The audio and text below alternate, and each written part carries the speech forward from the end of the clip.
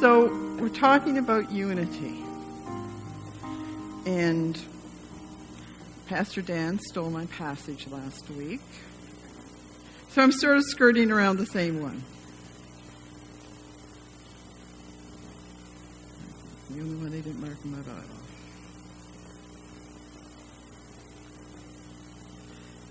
So, why are we concentrating on unity, do you think? Why? What are we here for? Why does Perth-Andover Wesleyan Church exist? To reach the lost. Very good. Fellowship and community. Anybody else? Pardon me? Share Christ's love. All good answers? All right answers? So, I'm going to tell you a little story. When I was younger, much younger, preteen, probably early teens, my mother worked a split shift at the hospital in the kitchen. So we would come home from school and Mom wouldn't be there. And Dad wouldn't be there either. Just, we were old enough to be on our own. My two brothers and I. My sister was already gone out of the house. But Mom came home one day and we were fighting, the three of us. With 3 children, there's always one on the outs. Just a fact of life. And there was it was mostly argument, but there was a little bit of pushing going on. And she was so upset by that. And we sort of said, well, why are you so upset? It's, nothing. We didn't hurt you. We didn't hurt each other. Why are you upset?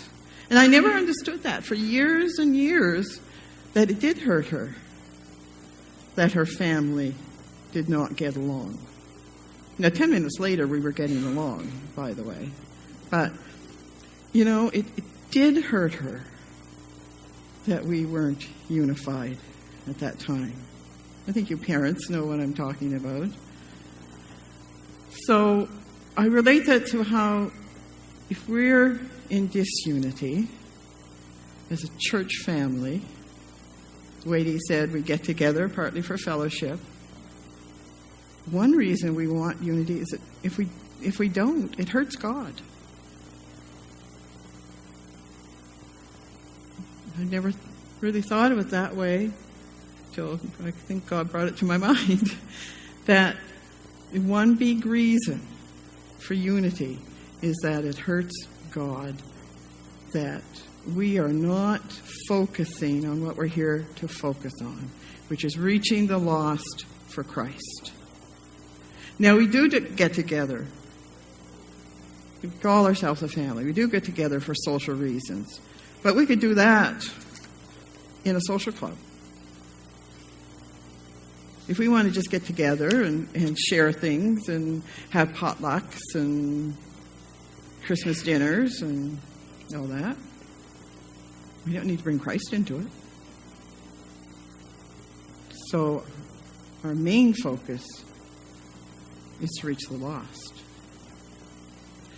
And how could we do that if we're pulling in all different directions? I don't think it's very effective.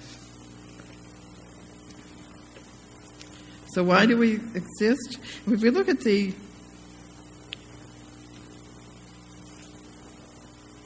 let's look at Acts 4 first. Acts 4, verse 32 and 33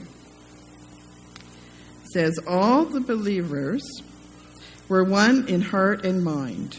No one claimed that any of his possessions was his own, but they shared everything they had. With great power, the apostles continued to testify to the resurrection of the Lord Jesus, and much grace was upon them all. Now we know, those of us who've read Acts before, we know those apostles did not always get along. They did not always agree. but they had unity. We have accounts in Acts of the Jerusalem Council where when there was a dispute, they brought it to the council, discussed it, prayed over it.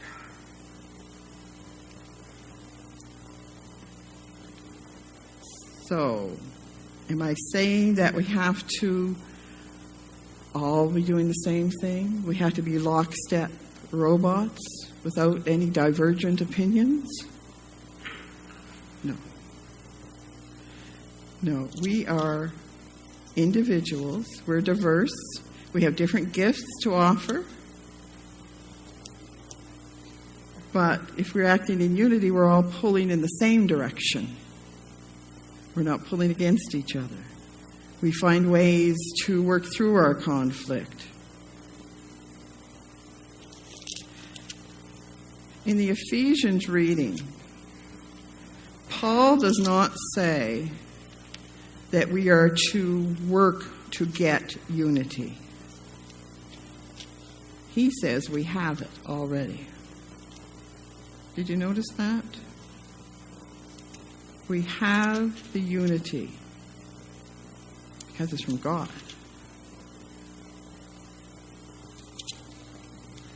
So Ephesians 4. By the way, I brought my big print Bible so I can read it without holding it up to my face today.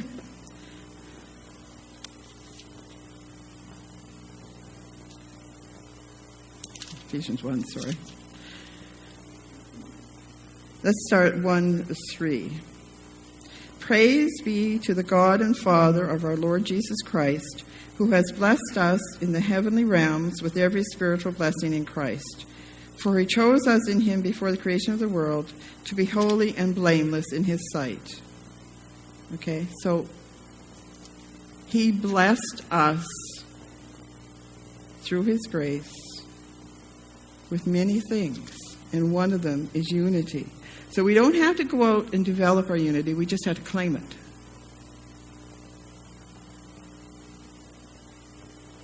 Does that make any sense to you? We don't have to, I don't have to go to each one of you and say, let's form a unified body, let's get together, let's work through things, let's make a plan. We just have to claim it.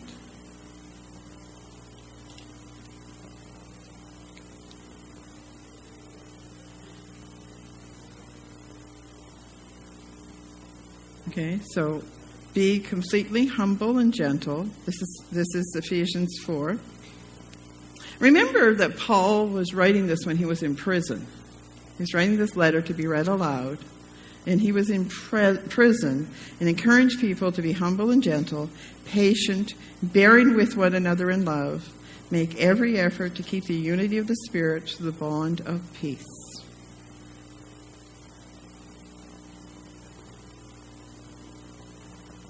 There is one body and one Spirit, just as you were called to one hope when you were called, one Lord, one faith, one baptism, one God and Father of all, who is over all and through all and in all. What's the bond of peace?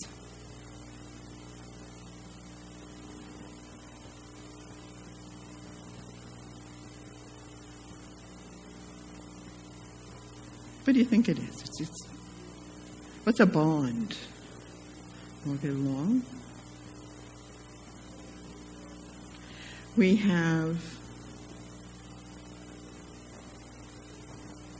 to think of unity not just as being friendly, not just getting along, that's a big part of it,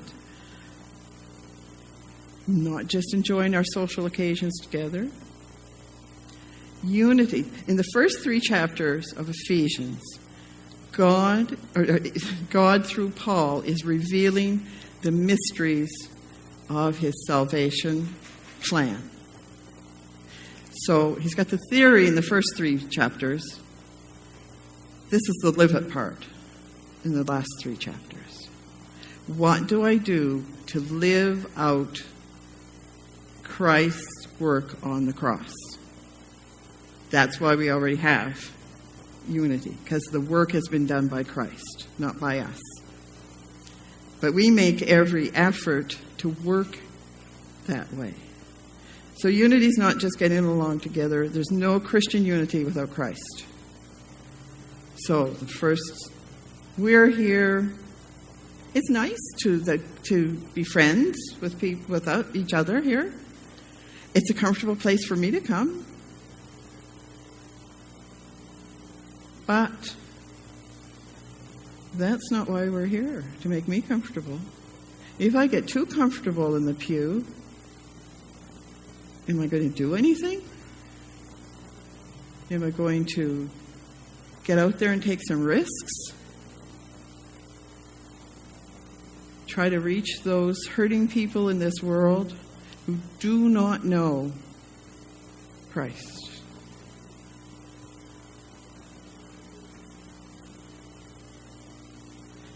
As I said before, it's not uniformity. It's not all doing the same thing. It's diversity. We all have different tasks to do. Some of them are hidden. Some of them nobody knows you're doing. Others are more obvious. You know, Pastor Reg goes around town. People know he's Pastor Reg. You know, most of them. But a lot of us sort of work in the background. Doesn't mean what you do is not important. It's just a recognition that there is diversity in uniformity. It's not lockstep.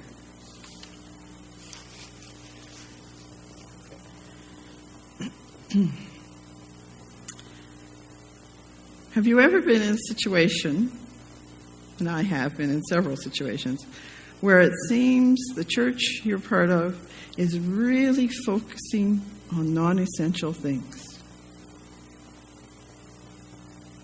Chairs or pews. How often do you have communion? You love that. How often do you have communion?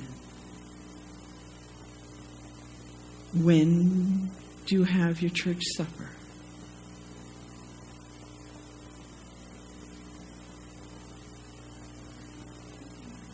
We get bogged down in those things sometimes. We went through a weekend where all of us were invited and a lot of us attended that we called Maximizing Impact, where people came in and helped us articulate what we would like this church to be in the coming years, how we would like to be a body that reaches out to our community. And there are going to be some things happening that some of us might not like. Or we have to get used to, see, I'm not good with change. I need time, a lot of times. I need warning. But if it's not essential to our faith, sometimes you just got to let it go. You got to humble yourself. Remember, Paul says, be completely humble and gentle, patient. A lot of those disagreements, of course, not in this church. You know, most of you know me know I've been to a lot of churches because I lived in many parts of Canada. And I'm not talking about this church. But I have been in churches where the focus becomes so much on something that doesn't make an iota of difference in God's plan that they lose the message. You know, people losing a church leaving a church because of the music. I've seen that happen. People leaving a church because they couldn't get along with their cousin in the next pew. People leaving a church because a pastor left. They didn't like who came in after. God didn't leave. And the pastor's not the church. Right? So we've got to be humble, let go of our pride as we go through these changes. And really, I'm not saying don't express your opinion, but there's a way to do it that is fruitful and will help us multiply. I look around this community that I grew up in. And to me, and as I say, I've lived in many places in Canada, and there's not much more beautiful sight than driving along the St. John River, except for 2 weeks in spring. It's a beautiful place to live. There are so many people in this community who are lost, who need comfort, who need some people who will come along and put their arms around them out of the love that God gives us. Didn't Jesus say they will know by your love? So I just think it's important for us, as we go through these changes, to be unified. I've also been in conversations where people say, "Oh, I never go to church, it's full of hypocrites." You ever heard that one? Yep, probably is. We're all hypocritical in some way, but we don't want to be seen as not living what we, walk the walk. Walk the walk that you talk. And you can prove that to the community by presenting a unified front, so that whatever my gift is, I get to operate in it. Whatever Vince's gift is, he gets to operate it. Vince can control kids in the game square in Awana just like that. They're so noisy, I have to leave the room about 3 times during game square. And Rob's just great with the whistle. They had different gifts. We have to operate in them. So I think the best thing for us to do is to operate out of that unity. As we make plans, focus on reaching, how can we reach people in this community? How can we reach people who say, I'm not good enough to come to church. When I stop this, or when I stop that, or when I stop whatever, I'll come to church. I welcome people by saying that's not true. We don't check IDs at the door.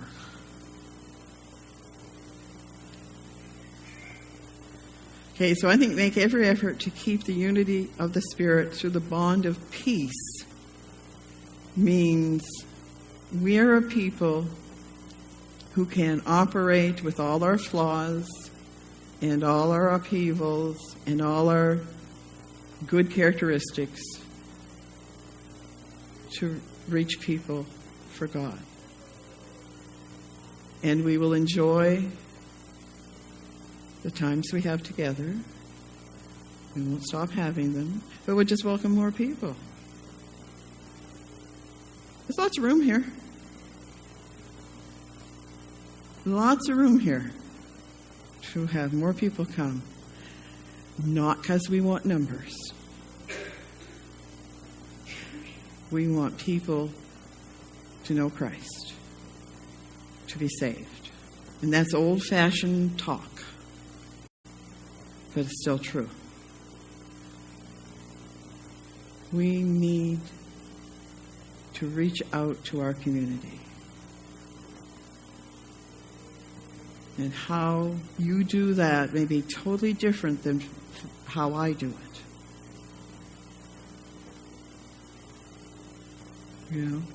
Do you what restraints you put on yourself? What are you scared of?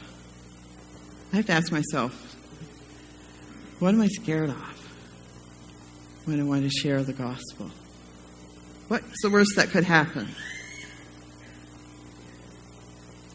Get rejected. Christ was rejected.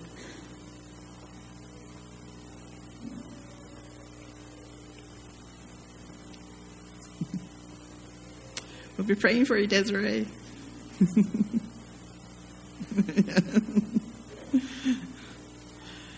Christ was rejected.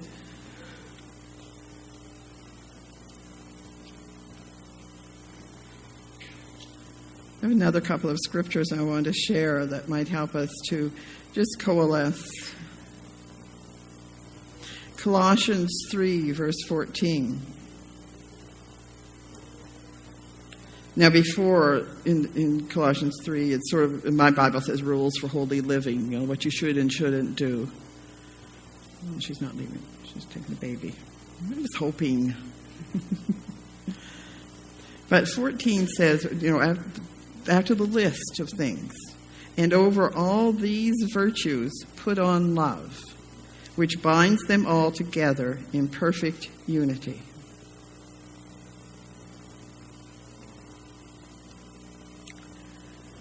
I shared this story once in Sunday school about love covering things. When I lived in Vancouver, there's a huge missions conference every year in Vancouver, and people from all over the world, really well-known speakers come, and thousands of people are involved. And the person who headed up this project was a member of the church I was attending. So he asked me if I would do a few things, and one of the things I was to do was to drop off tickets at the area Christian bookstores for a luncheon that was being held. And I did that. I didn't even, I just took them out and delivered them and said somebody would be back for the money, whatever date we said. Well, about a month after that conference, one of my pastors came to see me, and I didn't think much of it because we were friends. And so he said, "Well, let's go for a walk, Ruth," because I had a roommate. And we went. And I thought, well, this is a little strange. So we went for a walk, and he said, "Now, Ruth, there's some money missing. The ticket money from the luncheon sales did not all come back."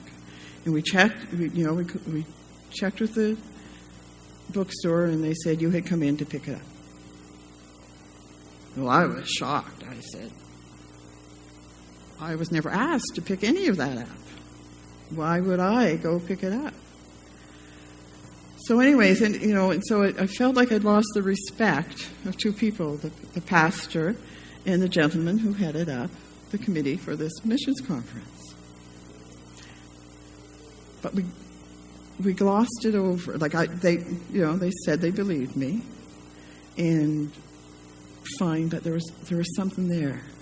There was something between us. I think my pastor did believe me, but I did not know if Richard believed me, the man who headed up the conference. So there's always a coolness between us. And about a year later, Richard sent me a letter and said that the bookstore that said the money had been picked up found the money in an envelope underneath one of the cash register drawers. And that should have made me feel a lot better. Didn't. He thought I was a thief for a whole year.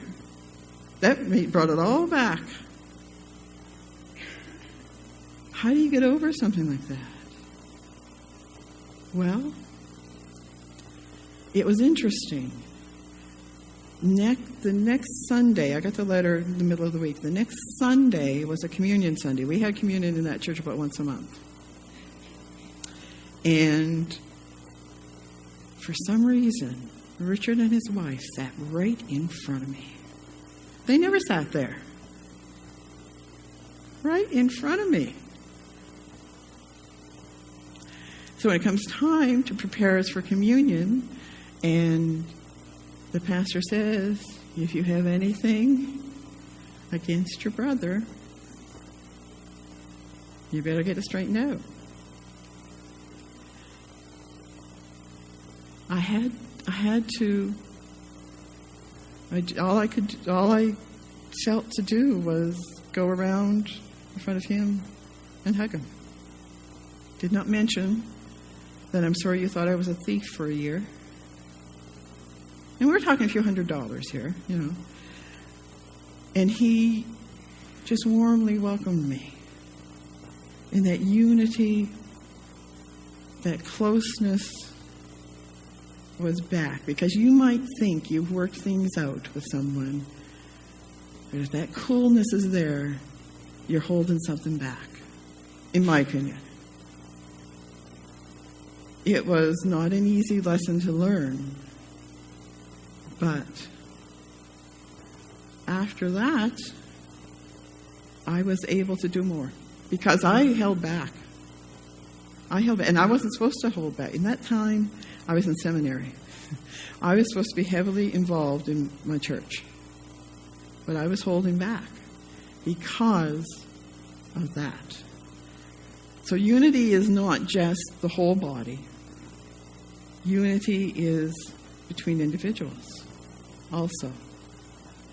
I wasn't planning to share that story this morning. I wasn't planning to share that story this morning, but it seemed appropriate that you might think you're acting in unity. You might think everything is fine.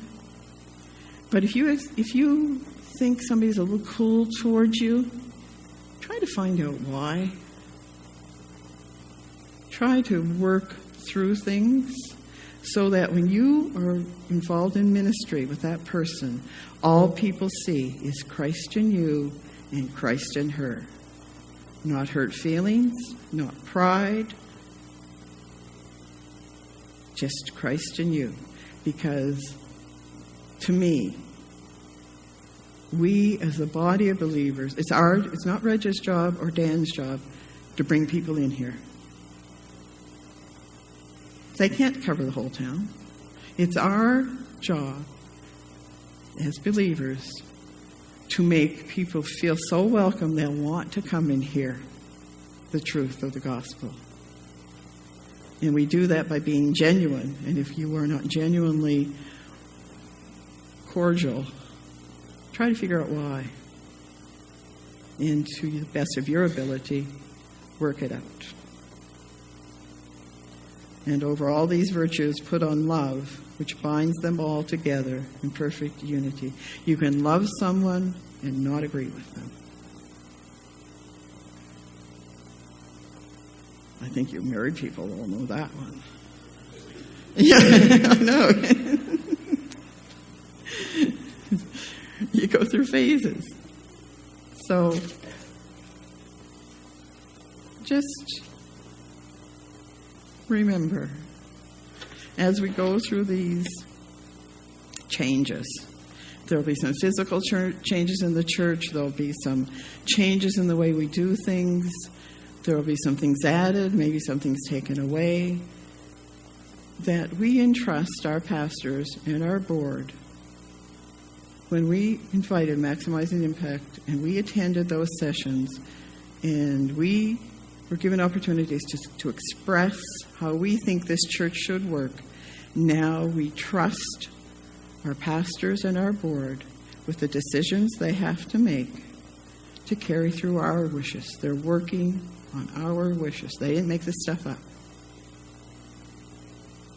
H.C. Wilson and Peter Moore did not make up that report without our input. So if you feel a little uncomfortable with something, give it time. Give it a little time. And I think we'll be fine. We're all good people. We'll be fine.